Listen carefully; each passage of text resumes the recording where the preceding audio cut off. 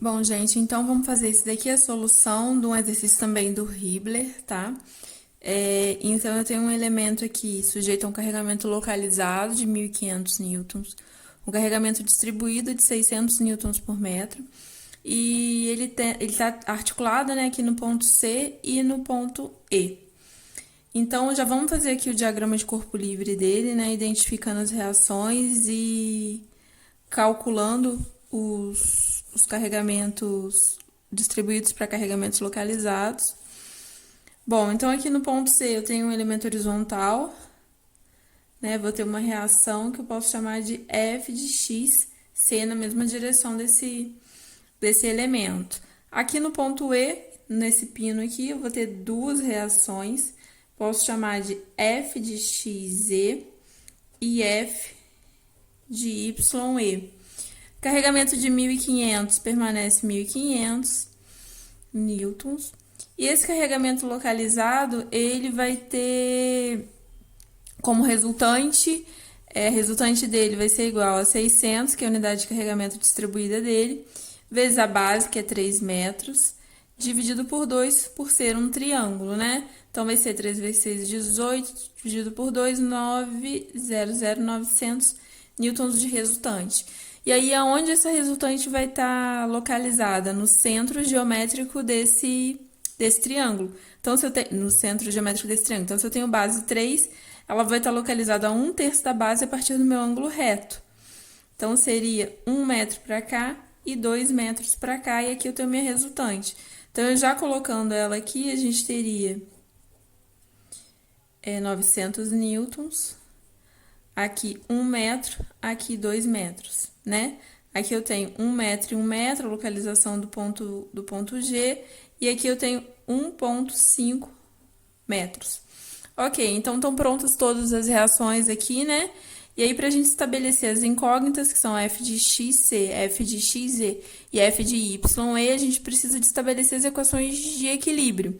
Então, são 3 incógnitas, com as 3 equações eu consigo solucionar esse problema, certo? Então, a gente pode começar com a primeira, que é o somatório de forças na direção X devem ser obrigatoriamente igual a zero, assumindo sentido positivo de X, né?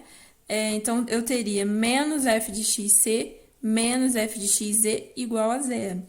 Então, menos F de XC menos F de XZ igual a zero. Daqui eu tiro que F de XC é igual a menos F de XZ.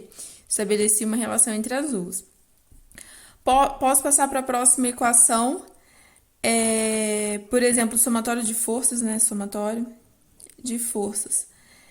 Na direção Y devem ser obrigatoriamente iguais a zero. Então, daqui eu tiro que mais F de YE menos 900 menos 1.500 deve ser igual a zero, né? Então, eu vou escrever aqui, né? F de YE positivo mais menos 900, que é esse 900 aqui, menos 1.500, que é esse 1.500 aqui, menos 900, menos 1.500. Isso tudo tem que ser igual a zero. Então, daqui eu tiro que o meu F de YE é igual a 2.400. 2.400 newtons. E aí, agora, a terceira equação, posso fazer somatório dos momentos no apoio E, no ponto E. Somatório dos momentos em E tem que ser igual a zero. Quem causa momento em E é F de XZ e F de Y. E não causa momento em E porque eles passam pelo ponto. 1.500 causa, que vai tender a girar no sentido anti-horário positivo com uma distância de 5 metros, né? 1, 2, mais 3, 5. Então, 1.500 positivo vezes 5, mais segunda força que causa momento aqui no ponto E, 900, que vai causar um momento igual a 900 vezes a distância até o ponto E, que é 2 metros, que são 2 metros, né? Então, 900 vezes 2. Essa força tende a gerar um momento no sentido anti-horário também positivo, certo? E aí, a terceira e última força seria F de XC, que também tende a causar um momento no sentido anti-horário positivo, que vai valer F de XC vezes 1,5 metros. Então, mais F de XC vezes 1,5. Tudo isso tem que ser igual a zero. Então, arrumando isso daqui, a gente tira que f de xc tem que ser igual a menos 1.500 vezes 5 mais 900 vezes 2, tudo isso dividido por 1,5. Logo, a gente tem um f de xc igual a menos 6.200. E aí, o que que isso significa, né? Eu tive um f de xc negativo, menos 6.200 newtons. Então, quer dizer que meu f de xc aqui tá com sentido contrário, então o sentido correto dele é esse. Então, f de xc igual a 6.200. F de xc é igual a menos f de xz, então f de xz está no sentido correto, que é 6.200 também. E f de ye, a gente já tem pronto aqui também, né, ó, que vale 2.400. Tudo isso em newton. Então, a gente já tem todas as três incógnitas. Mas aí, o que que acontece? O exercício me pede para eu poder determinar qual o carregamento interno aqui no ponto G. Então, eu tenho que chegar até aqui. Para isso, eu vou trabalhar agora com esse nó aqui em B, né? Eu tenho um carregamento dele aqui de 6.200. 6.200. Tenho esse carregamento aqui, né, vertical, que eu posso chamar de F, aqui é o ponto B, aqui é o ponto D. Então, eu vou chamar FBD. E eu tenho essa outra componente aqui, que eu também não sei quanto que vale, né, que eu posso chamar de F, aqui ponto B, ponto A, FAB ou FBA. E aí, vamos só primeiro pensar no sentido dessas três componentes. 6.200 eu já conheço. E aí, o que que acontece? FBD e FBA eu não conheço os sentidos. Mas, por exemplo, quem vai ser responsável por equilibrar 6.200 é a minha componente horizontal de FBA. Então, se 6.200 está para lá, FBA vai estar para cá, certo? Então, não seria esse sentido aqui. E se FBA está para cá, a componente vertical de FBA vai estar para baixo. Se a componente vertical de FBA está para baixo, a minha componente vertical de FBD tem que estar para cima. Então, o sentido correto é esse aqui que está desenhado agora, né? FBA para cá, FBD para cá e 6.200 para cá. Aí, como que a gente consegue determinar esses valores? Tem algumas soluções, né? Por exemplo, a gente pode fazer equilíbrio de forças é igual a zero. Somatório de forças que entram tem que ser igual ao somatório de forças que saem do nó. Ou a gente pode também fazer lei dos senos nisso daqui. Bom, então vamos continuar.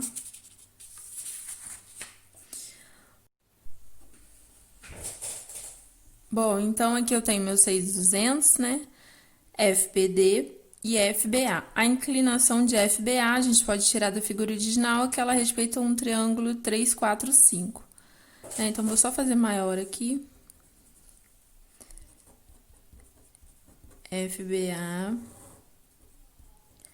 6.200 e FBD, tá? Então, aqui eu tenho θ, e θ respeita uma relação de triângulo de 3, 4, 5. Então, eu posso dizer, por exemplo, que seno de θ é igual a 3/5 e cosseno de θ é igual a 4/5. Tá, então agora vamos estabelecer as relações de equilíbrio para a gente determinar essas duas incógnitas aqui. Vou fazer primeiro, somatório de forças na direção x tem que ser igual a zero, obedecendo o sentido positivo de x, sendo esse daqui. Né? Então, a gente tem mais 6.200 menos FBA. E aí, aqui agora, para a gente achar a componente horizontal dele, seria FBA cosseno θ. Tudo isso tem que ser igual a zero. Então, seria 6.200 menos FBA, cosseno de θ é 4/5. Tem que ser igual a zero. Se a gente arrumar isso daqui, eu vou ter que FBA é igual a 6.200 vezes 5 sobre 4. Que FBA é igual a 7.750 newtons. E aí agora, para estabelecer a outra incógnita, que seria meu FBD, eu vou fazer somatório de forças na direção Y sendo igual a zero. Então, 6.200 não aparece no somatório, né? Vai ser mais FBD,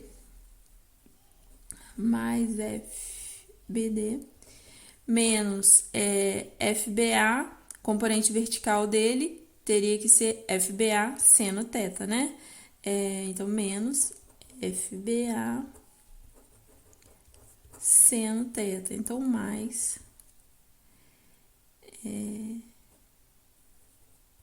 FBD menos FBA. Quanto vale seno de θ? Vale 3/5. Tudo isso tem que ser igual a zero. Se eu já determinei aqui que FBA é igual a 7.750, então eu tenho que FBD é igual a 7.750 vezes 3 dividido por 5. Daí eu tiro que meu FBD é igual a 4.650 newtons. Certo, gente? Bom, então aqui agora, continuando, a gente já determinou o valor de FBA, né? Então, eu vou analisar agora, como eu quero saber internamente o carregamento no ponto G, eu vou analisar só esse pedaço aqui do elemento. Eu vou fazer a seção no ponto G e analisar a esquerda do ponto G. Então, a gente encontra o carregamento de 1.500, a força naquele elemento que era o meu FBA, que eu já determinei, né? 7.750. No ponto G, aqui já as três incógnitas, né? Normal no ponto G, o cortante no ponto G e o momento fletor no ponto G. E aí, para eu determinar essas incógnitas, eu só estabelecer as equações de equilíbrio, né? E a gente sabe que essa inclinação aqui, ela ainda, né, é regida por aquele triângulo 3, 4, 5. Então, vamos lá. Para determinar NG, é só eu fazer somatório de forças na direção X. Tem que ser obrigatoriamente igual a zero. Então, para eu determinar a componente horizontal de 7.750, é 7.750 cosseno de θ. Cosseno de θ é igual a 4/5. Então, 7.750, sentido positivo de X, vezes 4/5, mais NG, né? Porque eu coloquei NG aqui sentido positivo. Tudo isso tem que ser igual a zero. Daí, a gente tira que NG é igual a menos 6.200 newtons. Próxima equação, somatório de forças na direção Y tem que ser obrigatoriamente igual a zero. Então, a gente já encontra 1.500 no sentido vertical, então entra menos 1.500, né? Porque ele está apontando no sentido negativo. Componente vertical de 7.750 seria 7.750 vezes seno de θ, que é igual a 3/5, apontando no sentido positivo de X, 7.750 vezes 3/5. Ok? E aqui eu coloquei menos VG. Menos VG. Tudo isso igual a zero. Então, a gente pode arrumar isso aqui e dizer que VG é igual a 3.150 newtons. Próxima equação, somatório dos momentos no ponto G devem ser iguais a zero. Lembrando que o sentido positivo do nosso momento fletor é quando ele gira no sentido anti-horário. Então, 1.500 tende a girar no sentido anti-horário em relação ao ponto G, que vai valer 1.500 vezes 1, certo? Então, eu já vou entrar positivo ali, 1.500 vezes 1, mais 7.750. Componente vertical de 7.750 tende a causar um momento que vai ser o valor da componente vertical vezes a distância, que é 1, e ela tende a girar no sentido horário, que é negativo. E a componente vertical de 7.750 é igual a 7.750 vezes seno de θ, que é igual a 3/5.